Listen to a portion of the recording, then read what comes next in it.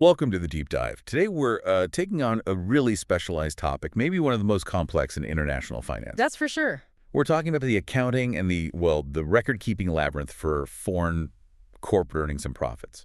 Yeah. E&P. Yep. Yeah. Specifically for U.S. tax purposes, and we're zeroing in mostly on controlled foreign corporations, or CFCs. Right. And our mission today really is to unpack these systems. You've got layering, pooling, look-through rules, all these things that decide what income is taxable by the U.S. and critically when it's taxable. It's complicated stuff. Oh, definitely. And it's been massively shaped by big tax acts, the 1986 Tax Reform Act and more recently the 2017 TCJA. It's a layers upon layers of rules. So why should you, our listener, care about E&P? Mhm. Well, it's not just some abstract accounting number. It's really the legal key. Absolutely. It determines if a distribution, money coming back to the U.S., is a taxable dividend or maybe a tax-free return of capital. Or does it bring foreign tax credits with it? The stakes are huge. And the rules are, well, they're dual. You still have pre-1987 rules floating around alongside the post-1986 ones. Our sources show the statute of limitations on calculating E&P. It never expires. Never. You might need 1985 data today. Exactly. You might need to prove something based on earnings from decades ago. It's perpetual accounting, not just closing the books each year. Okay, let's start with the basics then. The foundations. Layering, pooling, and how E&P gets categorized. So E&P has to be calculated every single year, right? Creating layers. Year by year, that's the layering concept. And the fundamental rule here is Section 316A. It says a distribution is treated as a dividend first out of current E&P for the year. Okay, current first. Then, if there's more distribution than current E&P, you look to accumulated E&P from prior years. Which brings us to this thing called the nimble dividend rule. How does that work? Yes, the nimble dividend rule really highlights that current year first focus. Let's say a CFC has a history of losses, maybe a $200 accumulated E&P deficit. So they're in the red historically. Right. But this year, maybe they turn things around and generate $100 of current E&P. If they distribute, say, $50, that $50 is a taxable dividend. Even with the $200 historical loss. Even with the loss, the current E&P makes the distribution nimble enough to be a dividend up to that $100 amount. The accumulated deficit doesn't shield it. Is that nimble dividend rule something, companies actively manage around? Or is it more of an unexpected trap? Oh, it's very practical. Companies absolutely have to think about timing distributions because of it. But the real complexity jump, that came with the 1986 Tax Reform Act. Okay, 1986. What changed? That's when the requirement to categorize E&P into separate limitation categories really took hold. This was a huge shift. Separate categories. Why? What was wrong with how it was done before? Well, before 86, a lot of E&P was just lumped together as overall foreign source income. Well, a big bucket. Pretty much. And this allowed taxpayers to do what's called cross-crediting, or averaging their foreign tax rates. They could take income taxed at a high rate in, say, Germany, and blend it with income from a low tax place, like a tax haven maybe. This blend let them use more foreign tax credits than they otherwise could, effectively shielding that low tax income from U.S. tax. So the U.S. Treasury saw this averaging as like a loophole that was costing revenue. Exactly. They saw it as undermining the U.S. tax base. So the 86 Act dramatically increased the number of these separate categories. I think it went from 5 up to 9 major ones initially. 9 categories. Wow. And the whole point was to stop that averaging. But the side effect, a massive increase in the administrative work. Every single dollar of E&P had to be tracked and put into the right category based on the type of income it was. And these categories aren't just for bookkeeping practice, right? They have real consequences. Oh, absolutely critical consequences. They determine how much foreign tax credit comes with a dividend, whether the dividend is U.S. or foreign source, and ultimately, if a distribution is taxable at all. It drives the whole tax calculation. Okay, that sets the stage. Now let's bring in the main player here. The Controlled Foreign Corporation, the CFC. Remind us quickly what that is. A CFC is basically any foreign corporation where U.S. shareholders own more than 50%, either voting power or value. Got it. And the key rule for taxing them is the look-through rule, Section 904(d)(3). What's the big idea behind that? The look-through rule is trying to achieve parity. The idea is that income earned through a foreign subsidiary, a CFC, should be treated for category purposes, much like income earned directly by the U.S. parent through a foreign branch. So ignore the corporate shell for a moment. tax-wise? For characterizing the income, yes. It looks through the CFC. So if the CFC earns, say, foreign-based company sales income, that character generally stays with the income when it eventually gets taxed to the U.S. shareholder. It doesn't just become generic dividend income. And eventually taxed often means taxed immediately, right? Mhm. Even if no cash comes home. That brings us to things like Subpart F. Correct. The anti-deferral regimes. Subpart F income is a big one. This forces the U.S. shareholder to include their share of certain types of CFC income, usually passive things like interest, dividends, or certain sales and services income in their U.S. income right away. A deemed distribution. Exactly, a deemed distribution. No cash needs to change hands between the sub and the parent. Yeah. U.S. tax is due now, and then the 2017 TCJA piled on with GILTI. Ah, yes, GILTI, Global Intangible Low-Taxed Income. Which is, well, it's another massive deemed inclusion, generally targeting active business income that's subject to low foreign tax rates. So now you have potentially two big categories of income being taxed immediately in the U.S. Okay, so the U.S. shareholder pays tax now on Subpart F income, pays tax now on GILTI income, but the actual cash might still be sitting in the foreign company's bank account. That's the situation. This seems like a recipe for double taxation if you're not careful.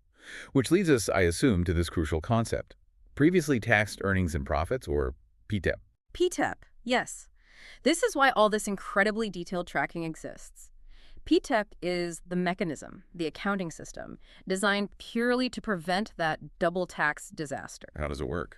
It ensures that ENP that was already taxed in the U.S. because it was deemed distributed under Subpart F or GILTI is not taxed again when the actual cash finally gets distributed. So it's like tagging the earnings. U.S. tax paid on this already. That's a great way to put it. It's tracking the tax status of every dollar of ENP. And this tracking happens within specific accounts mandated by the law, Section 959C. Okay, Section 959C accounts. Let's break those down. There are three main pools, right? That's right. Three main categories or pools tracked at the shareholder level. First, there's the Section 959C1 pool.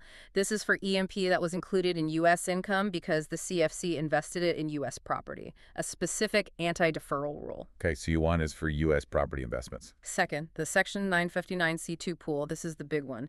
This tracks all the ENP that was included under Subpart F or GILTI. This is the bulk of your PTEP. C2 is Subpart F and GILTI. Got it. And third, the Section 959C3 pool. This is basically everything else, all the ENP that has not yet been subject to U.S. tax. The untaxed pool. Exactly. So distributions from this C3 pool are generally your standard taxable dividends. Now, the order in which money comes out of these pools is really important, isn't it? There's a specific flow. Absolutely critical ordering rule. When the CFC makes an actual cash distribution, the law says you treat it as coming out first from the C1 pool PTEP. A tax-free return first. Right. Then, once C1 is exhausted, it comes out of the C2 pool PTEP. Again, tax-free. Still tax-free? Only after both the C1 and C2 PTEP accounts are fully distributed do you finally tap into the C pool. And that's when the distribution becomes a taxable dividend to the U.S. shareholder. So the system is designed to return the already taxed money first. Makes sense. It ensures the shareholder gets that tax-free return before the IRS gets, another bite at the apple with the new taxable dividend. It follows a last-in, first-out, LAOFO principle within each pool generally, and this strict ordering between the pools. Just keeping track of these three pools across potentially dozens of CFCs over decades with changing tax laws. Yeah. That sounds like a nightmare already. It is a significant task. But then came the 2017 Tax Cuts and Jobs Act, the TCJA. And it got worse, not simpler. Oh, it got much, much more complex administratively. TCJA didn't simplify PTEP tracking. It turbocharged it. The IRS realized that to make the new GILTI rules work correctly with foreign tax credits and currency rules, they needed even more granular tracking. More tracking? How? Through IRS guidance, like Notice 2019-01, they basically mandated the creation and tracking of various PTEP groups. These are like subgroups within the main C1 and C2 PTEP pools. Subgroups within the pools, what are they tracking specifically? They're tracking things like which section of the code caused the PTEP, Subpart F versus GILTI versus others, the year it was created, the separate limitation category of the income, and sometimes even associated foreign taxes paid. Wait, how many of these subgroups are we talking about? Well, depending on the specifics, taxpayers might now need to track up to 10 distinct PTEP groups within just those first two pools,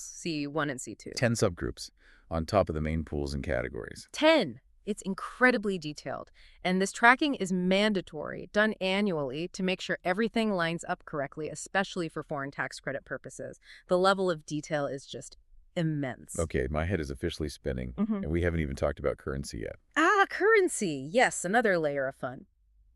For E&P earned after 1986, the calculations first have to be done in the foreign corporation's functional currency. So in euros or yen or whatever the local currency is. Right.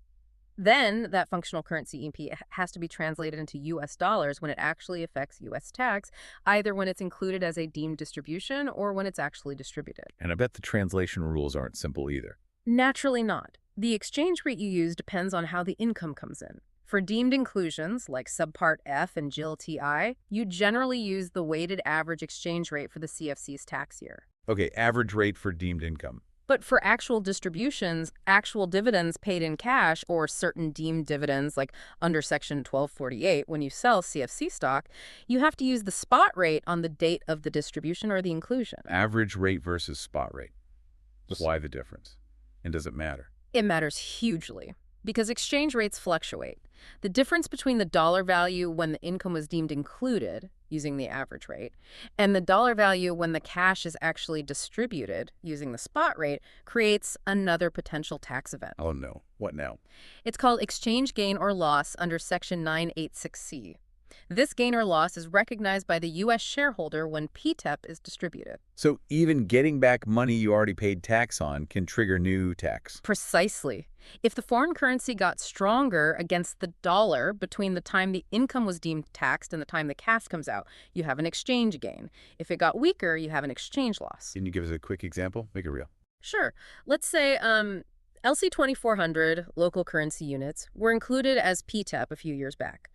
At that time, the weighted average exchange rate translated that LC 2400 into a U.S. dollar basis of, say, $800. Okay, basis is $800. Now, today, the CFC distributes that LC 2400 cash, but the exchange rate has changed. Today's spot rate makes that LC 2400 worth, let's say, $1,600. Wow, doubled in dollar terms. Right. So the shareholder receives the LC 2400 distribution, which is PTEP, so it's excluded from income generally. But they also have to recognize an $800 exchange gain, $1,600 value received minus $800 basis. And that $800 gain is taxable. Yes, as ordinary income. Just from currency moving while the cash sat offshore, it adds yet another layer of calculation and potential tax liability. That single detail just highlights the constant monitoring needed. Okay, so you've got layering, categorization, pooling into 3 accounts, tracking 10 PTEP subgroups, functional currency calcs, different translation rates, exchange gains and losses. It all has to come together somewhere. The reporting must be intense. It is. The primary form is IRS Form 54701. That's the information return of U.S. persons with respect to certain foreign corporations. Form 5471, I've heard of that one. Oh. For big multinationals, how many of these are we talking about? Oh, dozens, easily. Maybe hundreds for the really large global companies.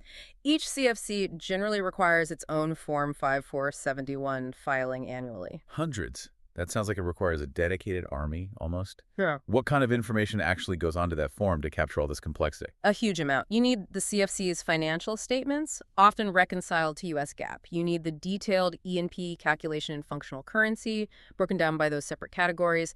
You need detailed foreign tax information, taxes paid, taxes deemed paid. And the PTEP tracking. Absolutely. Schedule P of Form 5471 is where you report the movements in those 10 PTEP group accounts for each shareholder. It requires incredibly detailed records, foreign tax returns, financial statements, asset ledgers, distribution records, going back years, potentially decades. It sounds like a full-time job just managing the data for the forms. For many companies, it absolutely is. It's a massive, ongoing compliance burden. And if you mess up, if the records aren't perfect or the forms aren't filed on time, what are the consequences? They are significant. There's a baseline penalty of $10,000 per form for failure to furnish the required information on time. And that can increase by another $10,000 for every 30 days the failure continues, up to a maximum of $50,000 per form per year. Ouch. $50,000 per CFC. That adds up fast if you have hundreds. It does, but honestly, for many large taxpayers, the penalty that really gets their attention is under Section 6038C. What's that one? Failure to file Form 5471 results in a mandatory 10% reduction of the foreign tax credits the taxpayer could otherwise claim. Not just credits related to that CFC, but potentially all their foreign tax credits. A 10% haircut on all foreign tax credits. That could be millions, even billions for huge companies. Exactly. And that penalty generally can't be waived easily. It's a massive stick the IRS uses to ensure compliance. Losing 10% of your FTCs makes the cost of meticulous record keeping seem cheap by comparison. No kidding. Yeah. So the IRS needs all this data, not just to figure out what is taxable income, but crucially, to verify your claims about what income isn't taxable, like the PTEP distributions. That's a perfect summary. They need the whole picture, the proof, the audit trail for everything. Okay, let's try to wrap our heads around this.